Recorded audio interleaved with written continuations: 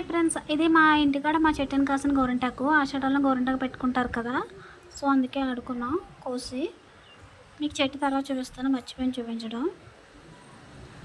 చూడండి ఎంత డార్క్ కలర్లో ఉంది, గ్రీన్గా ఉంది కదా, చాలా బాగా పండుతుంది ఫ్రెండ్స్. ఇది రెడ్గా ఒకసారి మీకు చూపించాను కదా, అదే ఇది.